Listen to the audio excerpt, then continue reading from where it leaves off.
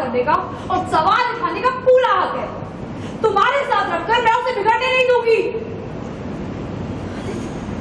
देखो इसे किस तरह ये मेरी इंसल्ट कर रही है। तुम कुछ नहीं बोलोगे इसे?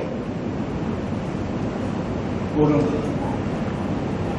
सौम्या, अगर बात तुम्हारे और मंगल के बीच में होती है। मंगल लक्ष्मी जिसमें नजर आ रहा है, मंगल घर पहुंची और आदित्य पर काफी ज्यादा गुस्सा करने लगी, जहां पर उसका कहना यह है कि ईशाना के केस पर आदित्य काफी ज्यादा लापरवाही करते हुए नजर आ रहे हैं। तभी वहां पर सौम्या आ जाती है और मंगल सौम्या को भी काफी ज्यादा सुनाना स्टार्ट कर देती है। तभी आदित्य भी मंगल का इसी चीज में साथ देते हुए नजर आ रहे हैं। मेरी बेटी कहाँ है? कहाँ है ईशाना? क्या उसे तो लेने तुम गई थी ना? वो नहीं आई, बस मैं ही नहीं हो।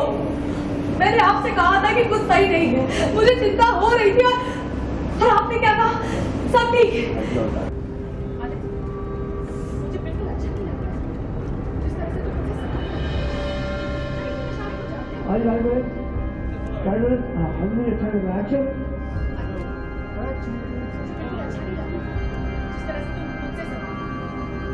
अरे तुम ईशाना को जानती हो ना, मुझसे बेहतर जानती हो।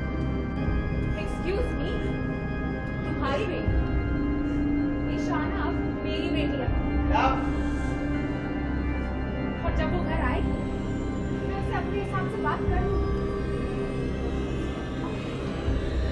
मैं सिर्फ अपने बच्चों से मिलने की परमिशन दी, उनकी जिंदगी में दखल देने की परमिशन तुम्हें नहीं मिली है। बात करने का और सवाल उठाने का पूरा हक है।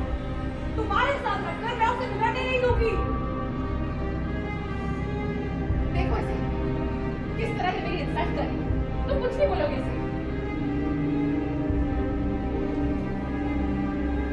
सौम्या, अगर बात तुम्हारे और मंगल के बीच में होती है। लेकिन तुम्हारे साथ रहकर जरूर